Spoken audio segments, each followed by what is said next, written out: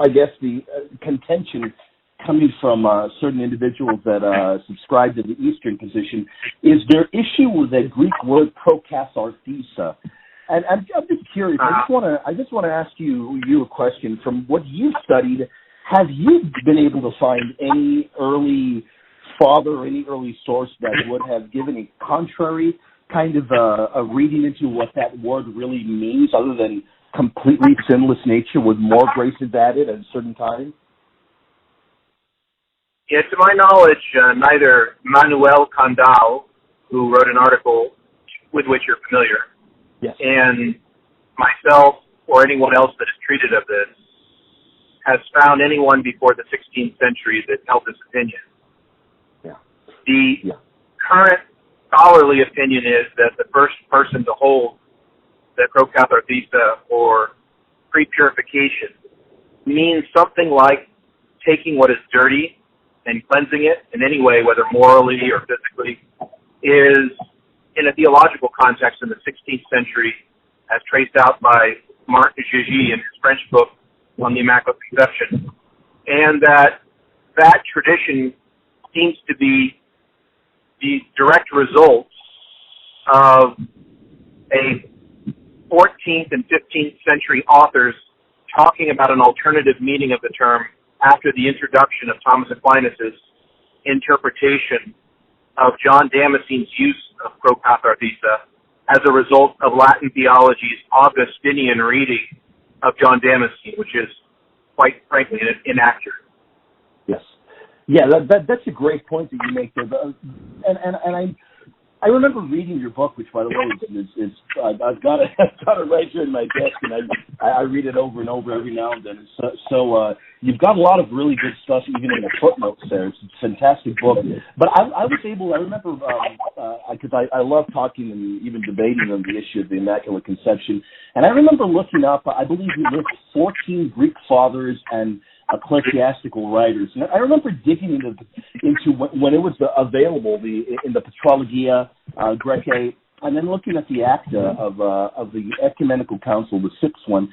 And I think you make a great point. When you look at Emperor Justinian, Sophronius, Nicephorus, John of Damascus, I think everywhere that I've looked, I think it's rather clear that this usage is referring to an individual that would have had a completely sinless nature. And if we can say that about Mary, what does that mean about the Immaculate Conception if we can say she had a completely sinless nature? Well, I think the implications of a completely sinless nature tend to be in comparison always to Christ. So there are only two human natures that are spoken of by Gregory Nazianzen within the context of this pre-purified and purified tradition. As I outlined in my book, Nazianzen has to deal with Christ's baptism, in which he was, in some sense, purified. So baptism itself can't be only about sin, because Christ was baptized, and Christ was purified, as Gregory the theologian decided as saying. So from what was he purified? And of course the answer is nothing sinful, but rather by touching the waters, he granted them the power symbolically of purification.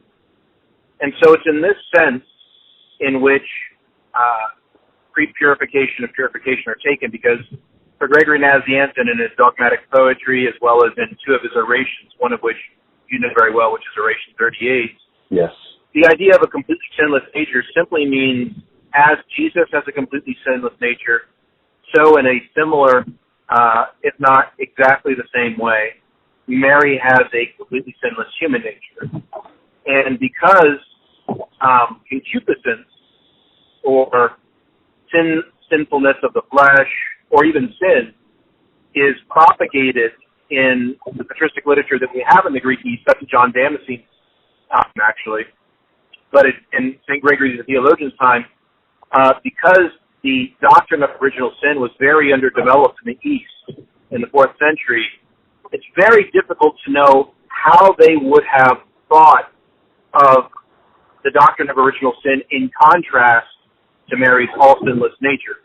We only can say what some of the fathers concluded in the 8th century with John Damascene, but I'll go ahead and stop here to see if you have any clarifications or questions or anything like that. That's a great point. And yes, I am very well aware of the 38th oration. I think, and I remember a few days back when I had a dialogue with a certain gentleman that holds to the Eastern Orthodox position. When we were dialoguing on the 38th oration, it seems like sometimes people read it and they think, well, you know what, this is just referring to the incarnation. But what I find, and correct me if I'm wrong here, Father, I've looked at it in the Greek.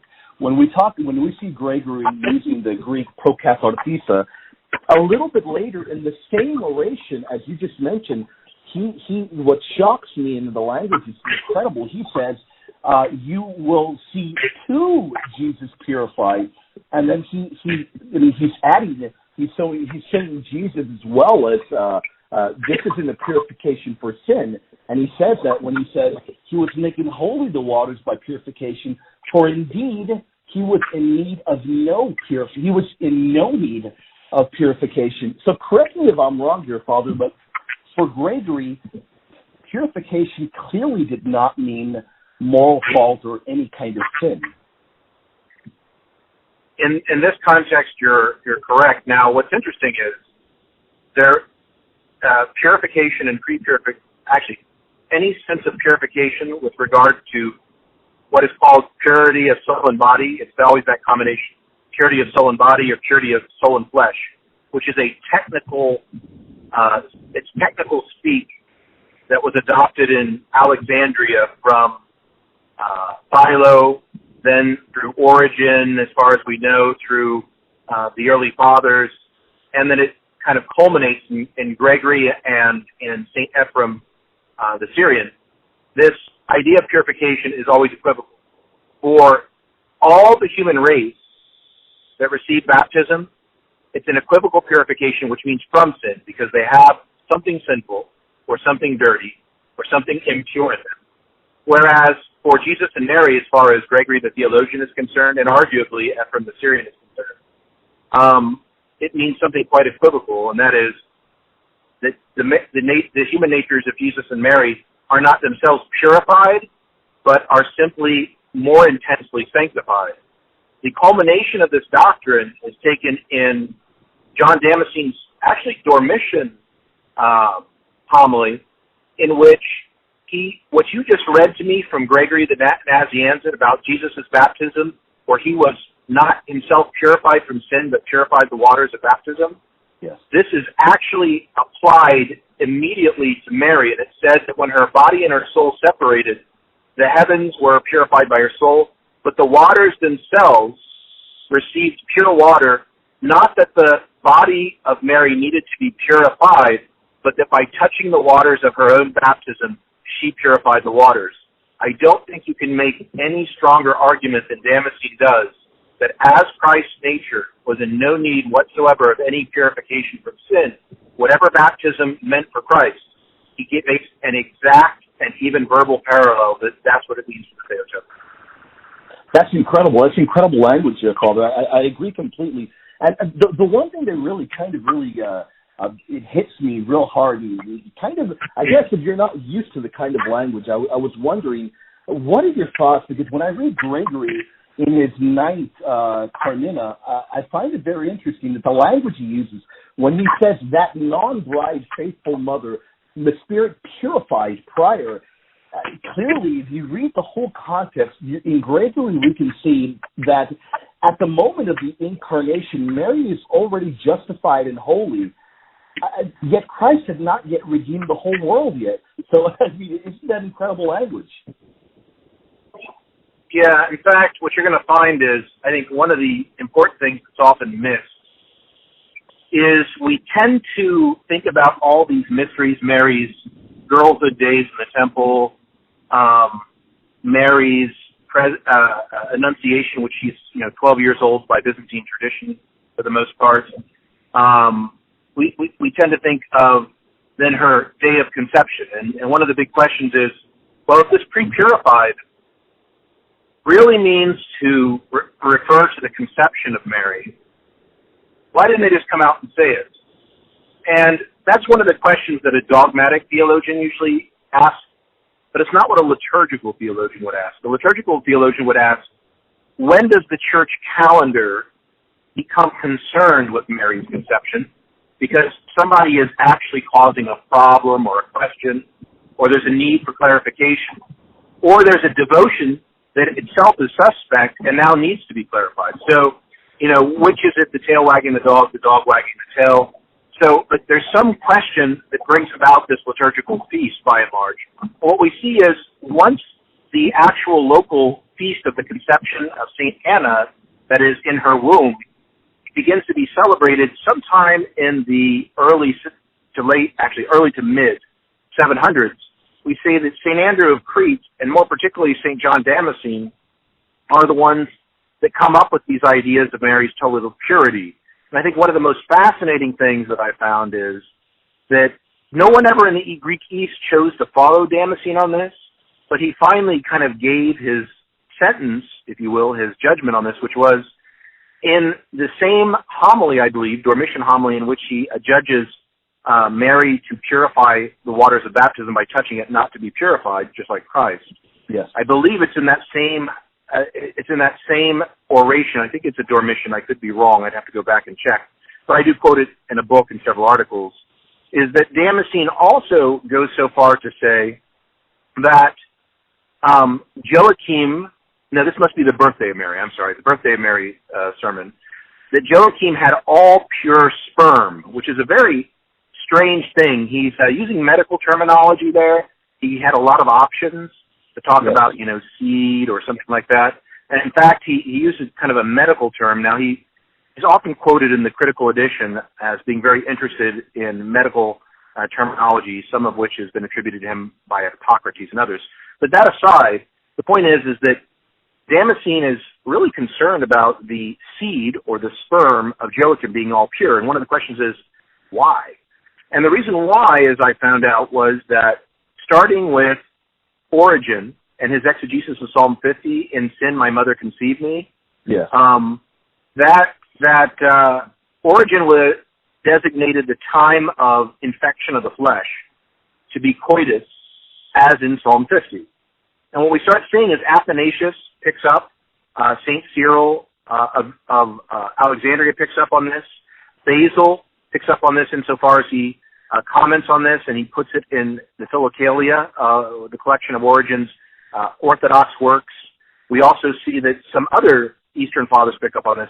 But what you end up seeing with St. John Damascene is, now that there is this somewhat solidified theory that human seed is the conveyor of corruption or sin or taint, they don't really say in what way. So we don't want to get overly medical. We don't want to get overly spiritual. All we know is the tradition is to use this metaphor, if not analogy, stronger than a metaphor, to say that conception in coitus is what brings about original sin. And what John Damascene then does when the first discussions or local feasts of the conception of Mary begin, he immediately addresses then the Byzantine concerns about being conceived in passionate coitus. And so by purifying the sperm of Joachim, now it's just a moot question. If there was no passion in this coitus, there was no impure sperm, therefore whatever the taint that comes in Psalm 50 and has to do with what becomes associated universally with original sin in the East and the West, that simply is not a question as far as John Damascene is concerned in his birthday homily for Mary.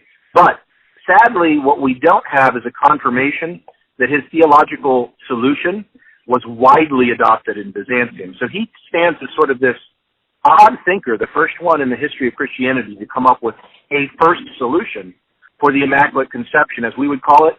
And incidentally, this solution is actually taken up during the debates on the Immaculate Conception in the 15th century by the conciliarist party who is in Basil. Go ahead. Yeah, very, very great points there, Father. I want to kind of backtrack a little bit and hop right back to Prokathartheisa in Gregory. And really the one thing that I remember dialoguing with you a while back about it and going and looking at the way Rufinus translated Prokathartheisa from Gregory, and that then translating that oration of his, where it reads pretty much exactly the same. The one thing that really I think was incredible is the fact that Rufinus, his translation of that carries on over into Immaculate. So I know with Catholics, we seem to get a lot of flack because whenever we point to the early fathers and say Mary was immaculate, sometimes people will try and say, well, look, immaculate for them clearly doesn't mean what you guys think it means now. But the thing that I find amazing, Father, is that in Rufinus, when he does use that term that translates over from the Greek, clearly he does understand that this would have meant that Mary had a completely sinless nature. Am I correct in that thinking, in that train of thought? Yeah, I think the most you can say in the ancient fathers, and in this case the 4th century and early 5th century translator Rufinus, is they understood Prokathartheisa signified an immaculate nature. And the question is, after the Feast of the Conception of Mary comes about really formally around 850, as far as we can tell from the Typica of the Eastern Church. So until this time, what we don't have the answer to in a hard way is, if you have an entirely immaculate nature, and if your immaculate nature is in some sense or entirely parallel to Christ's immaculate human nature, what is the distinction to be made? The typical distinction that's made by the Byzantine authors that do treat on the difference between Christ and Mary's all holy natures is that one is all immaculate by, or we might say all holy by nature, meaning Christ's nature is not self-subsistent, but rather exists in or is dependent on the divine word, and so by virtue of its direct dependence on the word for its subsistence, it is all holy and immaculate by nature. In other words, by the nature of the word incarnate, whereas Mary does not have that kind of immaculate nature. Her immaculate nature is simply by grace, which is not being part of the hypostatic union. So that's the best that we're going to get, but it doesn't bring us to preoccupations about the conception of Mary until John Damas. Yeah, great point, Father. I completely agree with you. If the one thing that I do have a question about, it seems like I've made comments about this in the past in talks that I've given and in debates that I've had. I'm wondering, when I read, and I remember I read this in your book, and we've talked about this at length before, when I look at the Star of Constantinople from 680, when I look at the Acta, which, by the way, I've really never looked at that in the Greek before until I saw your book. I was able to do a little bit of searching, and I was able to pull that up. It's fantastic, just getting a glimpse into the Acta of the council here. But when we read in the Profession of Faith, and I'm going to briefly read it, it says, "We confess the only begotten Son who descended from the heavens, i.e., who emptied himself in the willful humility in the womb of the Immaculate Virgin and Theotokos Mary, after she was purified with respect to soul and body. He made his dwelling via the Holy Spirit and from her holy and blameless flesh." Father, I'm just curious. You can correct me if I'm wrong, but doesn't it seem to me like the Council Fathers, both East and West here, would have understood Mary to have had a completely immaculate, completely sinless nature, according to this Acta from the Council? Yes, as far as the context allows, I've argued in an article that was published most recently on the use of prepurified in the Latin Lennox that the immediate context for this is Lateran 649, where this question also comes up with the same kind of phraseology that you just gave me. And I also argue that the remote context then for 680 is this, that there was a belief that Nestorians had a low Mariology, not unlike some of the things that Chrysostom disturbingly is willing to admit of Mary, whether he does so as a matter of hyperbole or if he's simply reflecting the Mariology as it existed in Antioch without any sort of distinctions. It's a low Mariology. And Nestorians were personae non gratae because they seem to think that some sort of taint or some sort of filth in any respect, again, there is no feast of the conception of Mary, so we don't want to be talking in the terms of debates that are not happening right now, particularly since the Eastern Church is still formulating, though it's got a better knowledge of the moment of conception than the Western Church does. The Western Church continues to struggle with that idea because they don't have access to some of the same medical literature as the Greek East. But it seems that Maximus, for theological reasons with Origenism, is really an important point for trying to solidify when conception even can be said to happen, and that ensoulment happens immediately upon the male and the female's donation. Those kinds of questions are all brand new, so it's only obvious that the question of even talking about the conception of Mary is going to be a posterior theological question that's dependent on even figuring out when conception and when ensoulment. And this is really a contribution, above all, of Maximus, which is taken up again by John Damascene. So in that context, the Nestorians, however, are being refuted, at least it appears to be that way in 649 Lateran Council, for suggesting some or another form of taint in Mary. The difficulty is that, again, all immaculate nature, I think you're right, 680 does say this, is it explicitly concerned with the biological moment in Byzantine medicine or in Roman medicine of her conception? I don't know that the science is agreeable or universal enough at this time for anyone to seriously take that question from a biological point of view. Yeah, I agree completely. Yeah, that's a great point that you make there, though. So even if we do agree on that point, let's say we were dialoguing with an individual either from the East or West, it doesn't really matter.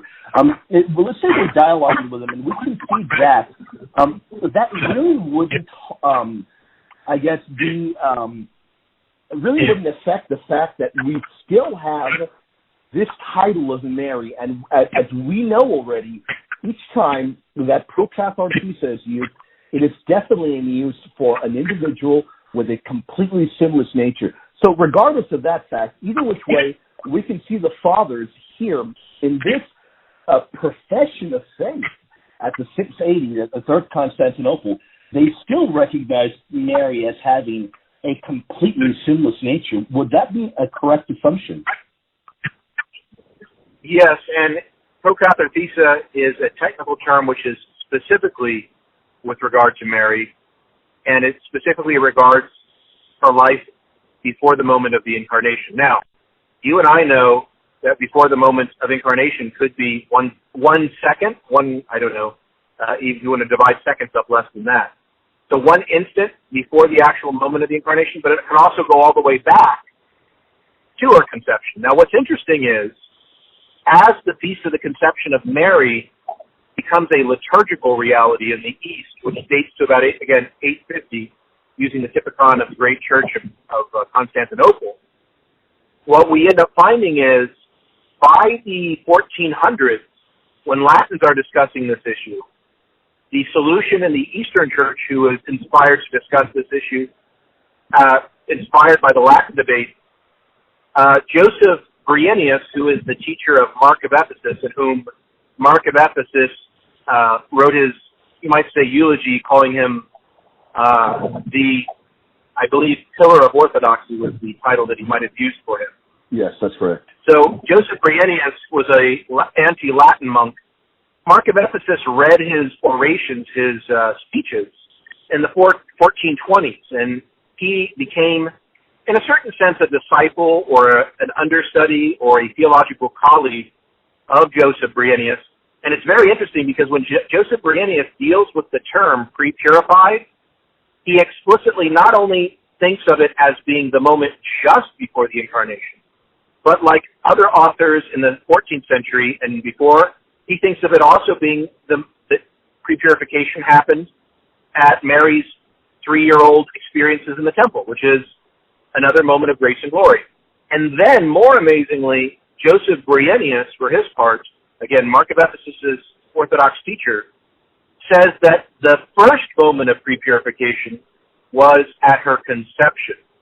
And so what we see is the Orthodox tradition, right before Mark of Ephesus, who's going to pick up this term, which has kind of fallen out of use outside of Palamas' circle, that he is going to pick up this term, we can say, in the historical circumstances and under the direct influence of Joseph Brienius, so that he has an interest in reviving the notion of Mary's pre-purification. Is both patristic, that is an interest in Gregory Nazianzen, but the phraseologies that he uses are brand new, and the interests are more in discussion of what's going on at this time and place, which from the time of Brienius in the early 1400s until the Council of Florence, at which Mark of Ephesus undoubtedly heard the open discussions of pre-purified. Mark of Ephesus is using this pre-purified term, and he's using it for all intents and purposes as Brienius is using it, which means he would not exclude the conception of Mary, though he never professedly would designate the conception of Mary as an example. We could only deny that he at least respects this position if he were to say Brienius is orthodox in everything except this one question. But we just don't have any evidence that he ever rejected his father, if you will, and teacher's opinion. Yeah, that's a fantastic point you make there. And when talking about Mark of Ephesus, one particular passage of his really sticks out, Father, and I'm just blown away by it, where he says, nevertheless, let one remove every rational account with respect to that which concerns the Theotokos, who alone is the most supernatural marvel among supernaturals realized from eternity, who is also higher than all rational discourse. For in a true way, God wished his omnipotence to be manifested in this woman. Correct me if I'm wrong, Father, but it sounds a whole lot to me like Mark of Ephesus is saying that for in his theology, at least, and in the theology of the Church, Mary had a completely immaculate, completely sinless nature. How else can we read that text?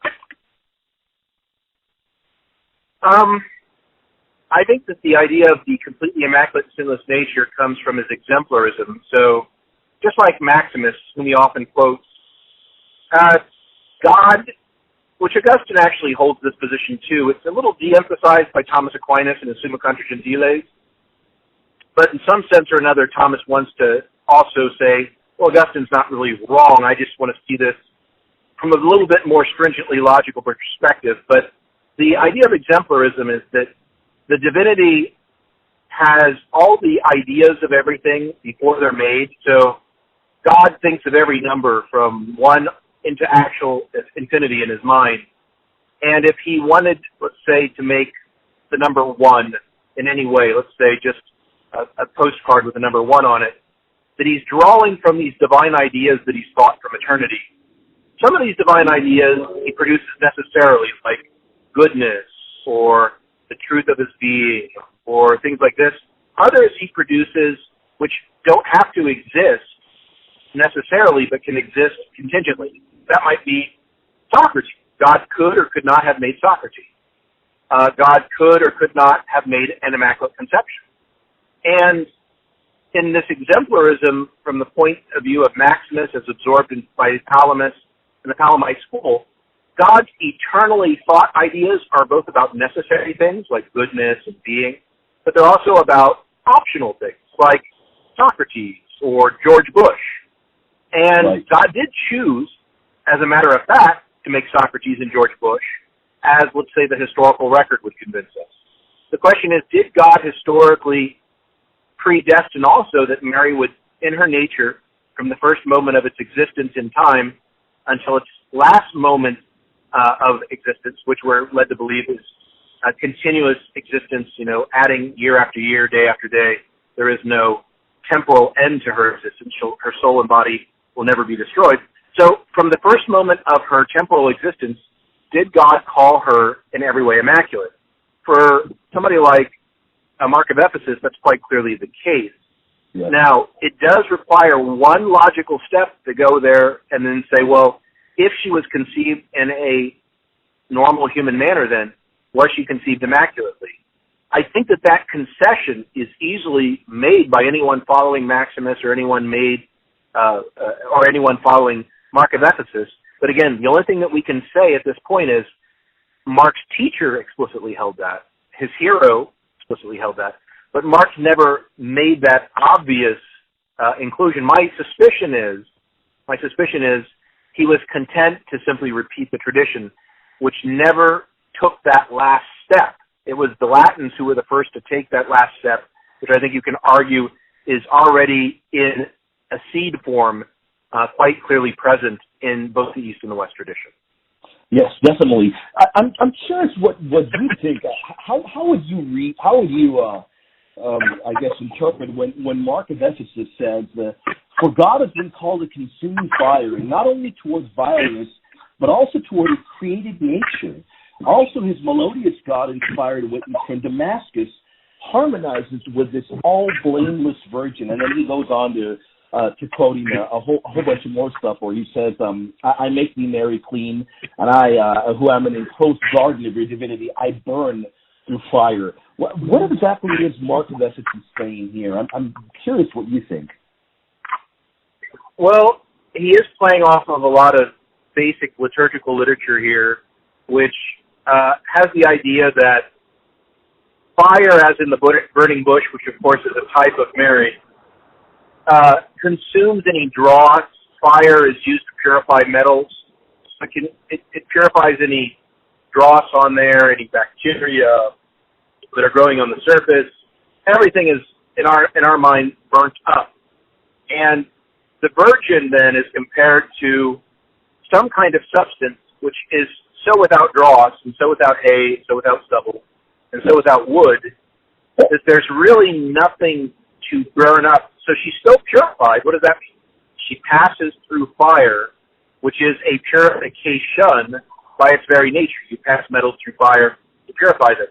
But what happens when we take a piece of metal, which though we are trying to purify it from our perspective because we want to pass it through fire for it to be pure, and we notice that when we pass this metal through fire, nothing happens.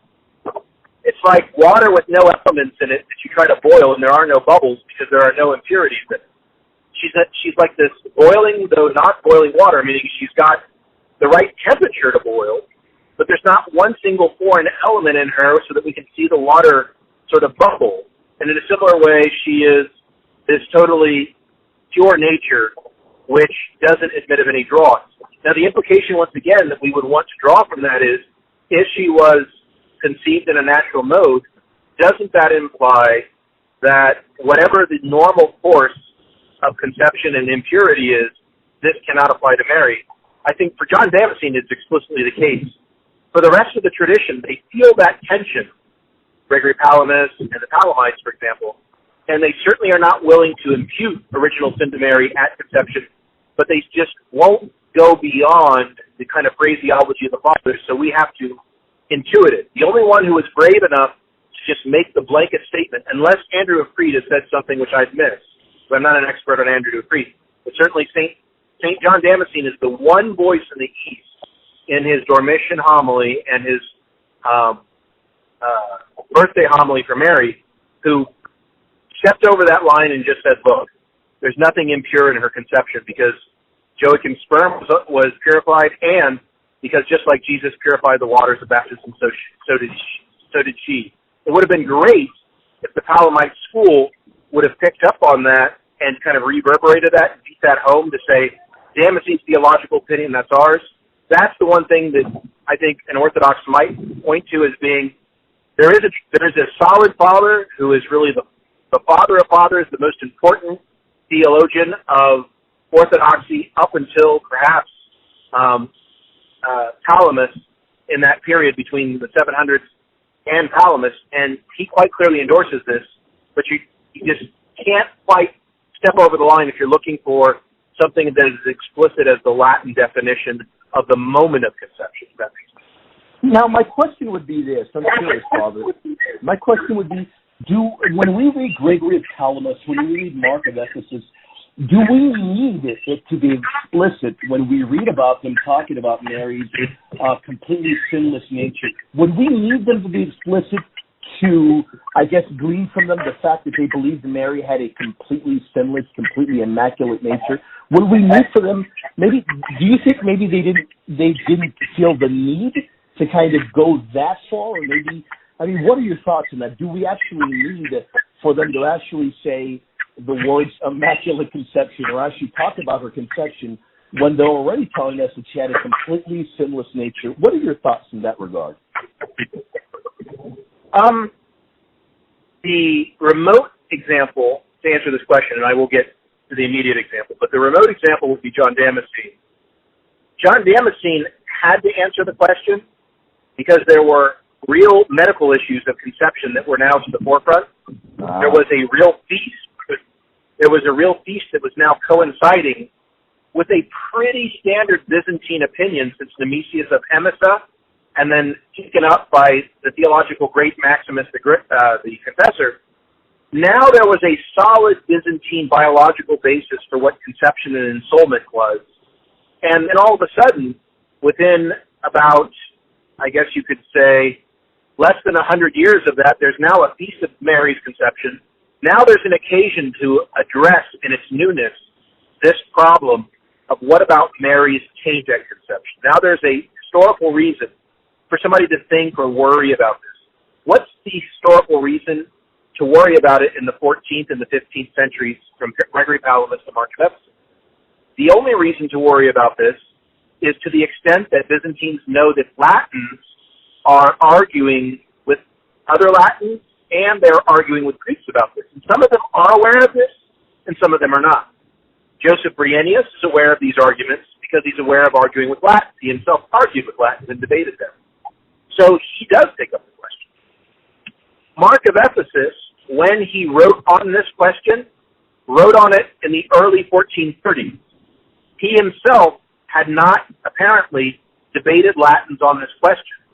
The first moment that he would have heard Latins personally debating about this issue, as far as we can tell, is at the Council of Florence. And he wrote no Marian work that is similar to this after the Council of Florence. So we can only assume that he would have applied the Prepurified to a Marian discussion after Florence. To my knowledge, I know of no Marian works of his after Florence, other than maybe some of his hymnographic compositions, which I'd have to double check.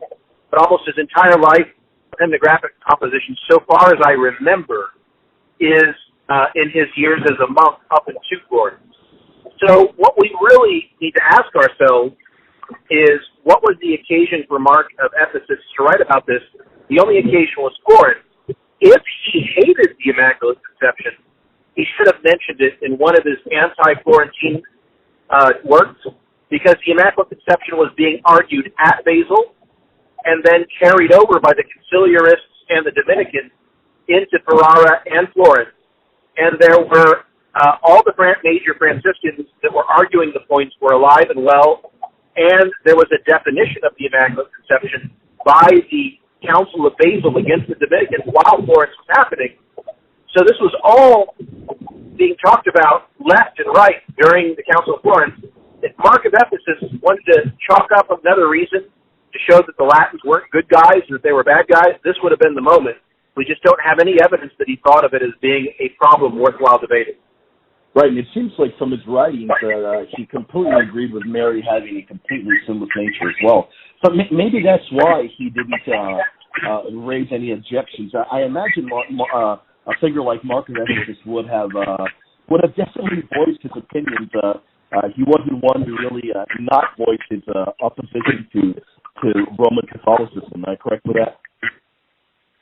Yeah, and I would even say strains of Roman Catholicism, because Mark had a very nuanced understanding of Roman Catholicism, because he had read selections of Duns Scotus, which were translated by his friend Gennadius Scholarius, now informally St. Gennadius Scholarius in the Greek Orthodox Church.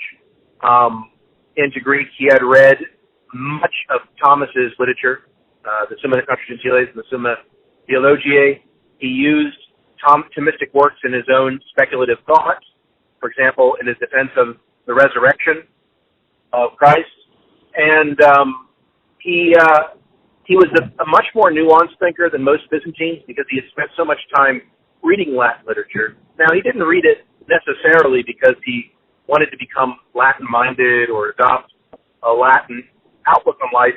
Most of this was probably because he had gotten involved with it because, one, the newest celebrity book out there that you had to get to know was Thomas, so everybody was reading it because it was the newest thing on the block and pretty exciting. The other major reason was because he had to fight against Latinism, and so he was really mainly interested in the filioque question, some issues on papal authority, and some issues on purgatory and on unleavened bread. There may be one or two other small things there, but by and large, that's the main reason why he was interested in Latin literature. And we would expect that if the Immaculate Conception was another worrisome thing for which the Eastern and the Western churches should be separated, that he should have brought that up at Florence, and it simply was not brought up. Yes, it wasn't. And interestingly enough, you bring up Calamus, and there's this one homily of his 52nd homily, Father. If you still have a little bit more time, are you okay with time right now? Yeah. Okay, I am. His 52nd homily really, really interests me. And I remember reading it in your book, and I remember reading a few articles that you've written. And I'm kind of a bit of a junkie when it comes to going back to the original sources. So I went to the Greek to look at that, and I read what he says. He's talking about Mary, the toddler in the temple, where he says, since the little girl possessed it, and that was blown away. Correct? I mean, is this a correct way of me translating it? I might be really blowing it off here. Possesses, as I look at the Greek word theoides, doesn't that kind of translate over to kind of like a godlike? And then he says, possesses the godlike grace above all men. And to close it off, he says, for she was accustomed to the heavenly ministers of the spring. She was not once only in the habit of entering the Holy of Holies, but used to dwell there familiarly. Excuse me. What exactly is Palamas saying here? And what can we make of this, as far as I know, this rare Greek word he uses here? I think the first and the foremost thing is some of the aberrant ideas behind prepurification, because the word of purification is applied to Mary here. Palamas uses purification instead of prepurification, which really is interchangeable. Damascene does the same thing, so sometimes Damascene calls Mary prepurified, sometimes he calls her purified. Yeah. He's rather indifferent to it. Gregory the theologian is more disciplined. Mary, the times that she is referred to as purified, is 2 out of 3 pre-purified and only once is purified, whereas Christ is always just purified.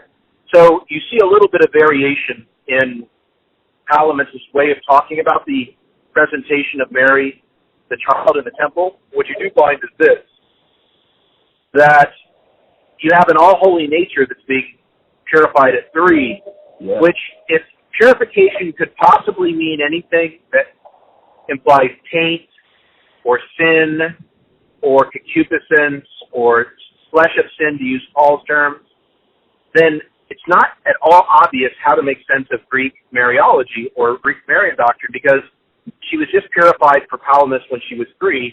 Why does she have to go through it again at the Annunciation? Did she, get angry inordinately? Was she going out and sinning? Do we actually have a low Antiochene Mariology going on here? That's certainly not the conclusion of any authors who are published on Palamas, nor, to my knowledge, of any reputable Orthodox theologian.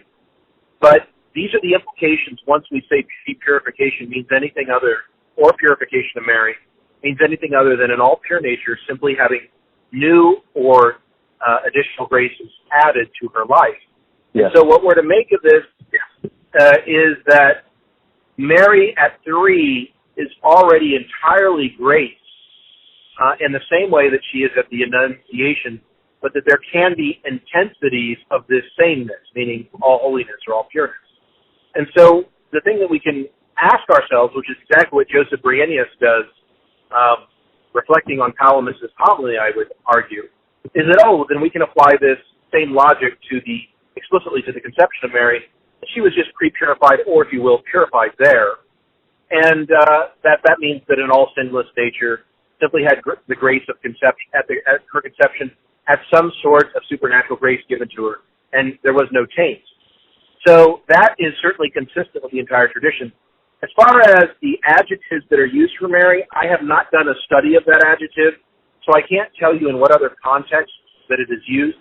And one of the things that makes it really difficult for me to get a 100% solid read on this is I would have to go and read all the Greek literature known as the Marian. Right. And some of the other Marian hymns that may not be in the Marian, like the Kappes to make sure that that term is specific to Mary or specific to some particular trait. The problem is that the best search engines for theological terminology that exists right now, namely the Thesaurus Linguae Graecae, which has probably over half of all Greek literature now, and certainly a good portion of ecclesiastical literature, maybe more than half, does not have it doesn't have the liturgical compositions of the Marian. It does have the Kappes, but it doesn't have the Marian. So really, the answer to your question is, I don't know right now, and we won't know until the Thesaurus Linguae Graecae, or unless I go through the entire Marian as well as some other Marian works, and I'm able to tell you by reading it once or twice after about a year or two and say, no, that term is only used in this context. Incredible. So, yeah, regardless of how that term may be used, because I will admit I have not done a deep research on that term either. I was just really shocked that when I saw that term being used for it, I found it to be incredibly beautiful. It's incredible what Palamas is saying. But regardless of whether or not Palamas uses that term exclusively for Mary, can we reach the conclusion that in Gregory Palamas, in here at least, he clearly sees the toddler Mary already having full possession of a holy body and what I find most important, full possession of a holy soul as well. Isn't that would have to be at least very clear in Palamas, right? Yeah, it is, and it also is then excludes the 16th century interpretations that you find among Greek authors that would argue that the purification of Mary at the Annunciation is a question of sin. That interpretation really can be traced back quite explicitly to Peter Lombard's interpretation from the sentences around 1140 or so, where John Damascene, without any Greek patristic context, is translated into Latin. He's thought to believe that Mary was purified either from concupiscence, which we could call in unseemly terms lust of the flesh, that she's either purified of concupiscence or even real sin at the Annunciation, so that she was a sinful person all the way up until the Annunciation, which is in fact the temptation that Thomas Aquinas, among other respectable saints and theologians, had because of that very solid tradition from 1140 on, because of the misunderstanding of Peter Lombard without a patristic context to understand what the purification at the Annunciation meant. I'm curious about one other thing, Father, because I know you, as far as I know, I have not seen any scholar other than yourself do as deep research on the usage of Prokathartheisa. You could correct me if I'm wrong. I have looked and looked. As far as I know, you've cataloged every single usage of it. You've done deep research on every single usage. I'm not aware of any other scholar having done so. So I'm curious, because I've been asked before, is Prokathartheisa ever used for, let's say, figures like John the Baptist or any other figures? Actually, that's an excellent question. That it is used for a very, very peculiar thing, an equivocal kind of purification for sinners and for prophets. Wow. When prophets like John the Baptist do fasting and prayer before they receive the vision of God in this life, whatever we want to argue that vision of God is, or before they receive graces, which are oftentimes eerily equivalent to baptism, being purified of original sin, they do this whole series of pre-purification, meaning devotional, ritual, and penance to make themselves worthy of seeing the divine light. And what you also see is for the baptizandi, those who are just about ready to be baptized, when they are enlightened by the laying on of hands, the solemn prayers before baptism, and when they see light and they then go into baptism and they receive the fullness of light, if they prepared themselves well, that entire process of the catechumenate is a time of prayer and fast, which is referred to pre-purification. So what we get into is the fact that pre-purification has extended meaning, that in the life of the prophets and the faithful, we all are imitators of Mary, but we have to do it by ascesis, prayer, penance, and baptism in order to, in a certain sense, participate in her life. And my own suspicion is this is a development of Origen, who sees that Mary's overshadowing at Luke. The only other time overshadowing is used in the New Testament is at the Transfiguration of Mount Tabor. Wow. And that word overshadowing means that for Origen, we climb the mountain like the apostles of Tabor, and we want to participate in that light, that transformative light, in order to be like Mary. She was the first to be transformed in this way. But of course, we have to be transformed in our sinfulness by climbing a mountain of penance where she did not. And so what you end up having is that this exegesis is always preserved and explicitly used by people like Paulus in a sacramental form. And so the difference is pre-purification for prophets and for the faithful is a matter of going from sinfulness to all holiness, whereas for Mary, it's more like Jesus, going from all holiness to an even more intense level on the human level of all holiness. Obviously, for Christ in his divine nature, there can't be any sense of a more intense experience of the divinity. And Gregory the theologian brings that out clearly, if I may add, in that same oration. Am I correct? Sure. Yeah, that's exactly the case. In both his Epiphany oration, I think 38, but also it's repeated again for emphasis in his Pascha oration. Yes, so I find it incredible that, you know, even if we may, because I frequently have my friends from the East, I have quite a few friends tell me, well, you know what, sure, we believe Mary received purification at the incarnation and what have you. I think we can agree with them wholeheartedly.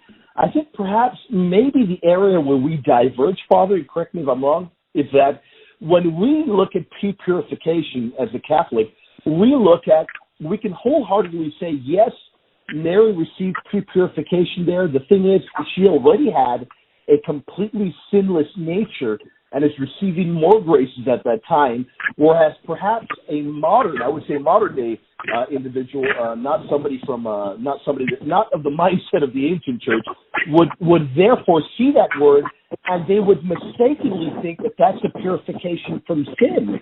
I mean, that would definitely be incorrect, wouldn't it? Yeah, this history is clearly mother of Catholics and Orthodox only because of the development of historical theology. And again, the groundbreaking article was by Manuel Candal in Spanish in 1965, I believe, who discovered the real secret decoder ring for this. And even actually before him, to a certain extent, Martin Gigi had discovered this, but never really systematized it. But I think that what you get into is we should probably be very, very gentle with any Eastern Christian who knows this post-16th century tradition that's based off of a 12th century, I think, erroneous Latin tradition, since for so many centuries until Catholics were obliged to believe that there's only one proper interpretation of Mary's Immaculate Conception, yes. And that's the one in 1854 that's proffered, because, of course, there's many different theories even amongst those, yes. Is that the major opponents of the Immaculate Conception were, of course, Dominicans, and it was because of the very exegesis of the Annunciation that you just proffered. So if Dominicans, as skillful, as studious, as prayerful as many of them were so convinced that there was only one way to read the clear terminology that they, out of piety, would not go against it.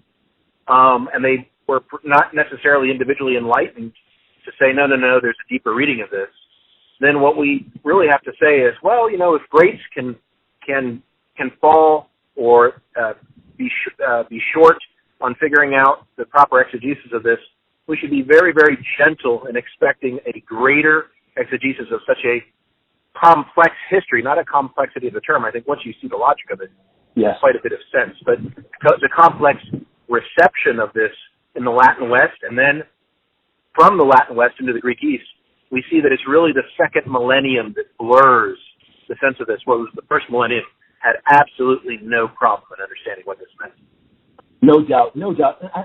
For me, and I won't take up much more of your time, for me, the one thing that I really find amazing, and when I look at the words of Pope Pius IX, and I see clearly how the words in the dogma are hearkening to the ancient tradition of the faith, I wonder what your thoughts are in this.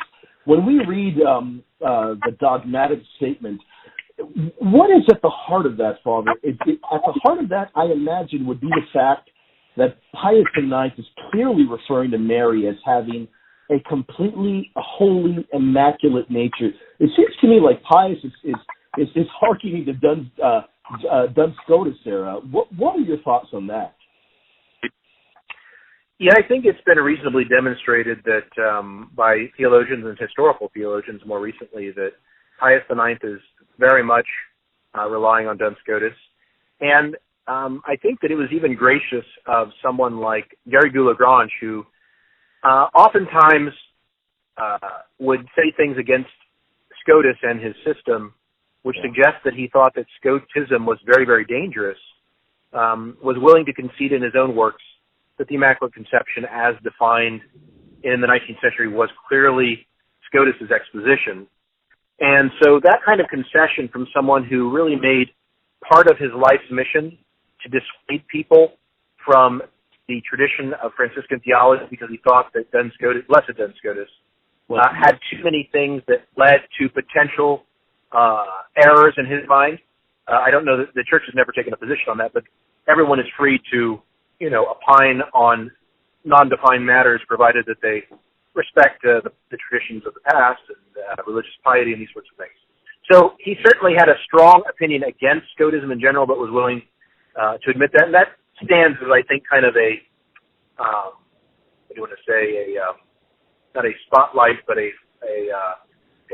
sort of light to guide ships off of rocky ground, that indeed we are dealing with a Scotistic exposition here. And what we get from the Scotistic exposition, which is quite clearly Duns's own modest opinion on this, though he admits that there are competing opinions out there, he simply admits that logic as a discipline admits that there could be many things that God could have chosen, but this is the one that is most appropriate for the kind of world that God has created and given grace.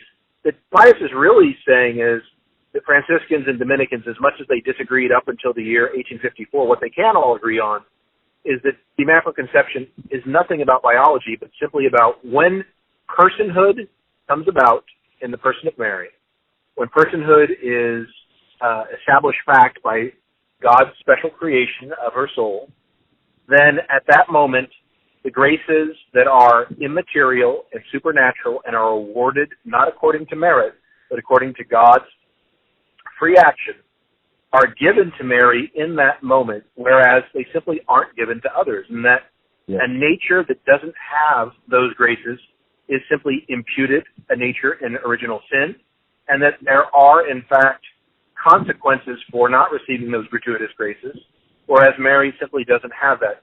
So a lot of the biological preoccupations that Eastern Orthodox rightfully have about Augustine's own commitment to various theories, they oftentimes are afraid of, and who are they supposed to turn to? They oftentimes hear from Catholics or from non-Catholics that Augustine is sort of this father on the doctrine of original sin, whereas in reality, only bits and pieces of Augustine coincide with Catholic doctrine, because by and large, that's correct. Augustine had a physicalist theory of transmission of sin, where the scholastics and now the Council of Trent have a quite solidly immaterialist theory of sin that has to do with this immaterial stuff called grace.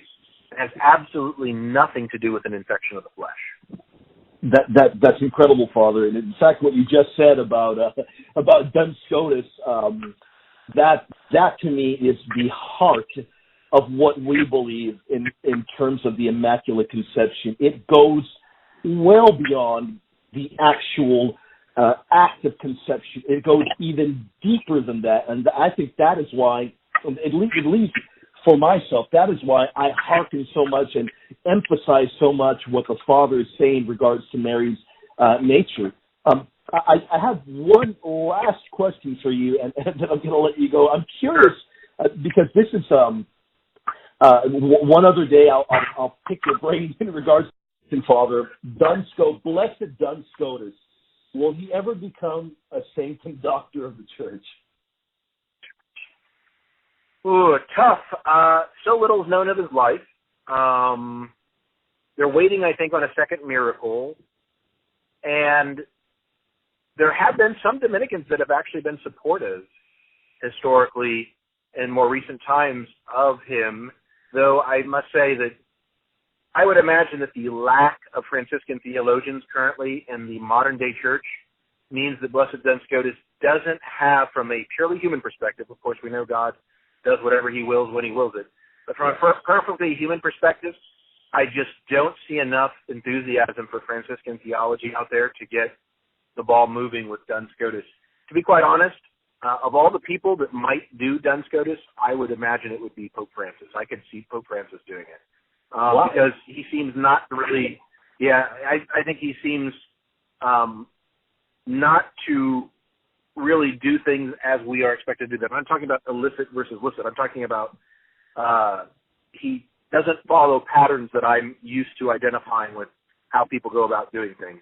John Paul II would have been the second most likely to do it, which is the reason why he beatified him, right? Yeah, so, of course. But yeah, I could see that if somebody got Pope Francis's ear and told him the merits of getting Scotus sanctified, or what do you want to call it, made into a saint, then I could see Francis doing it.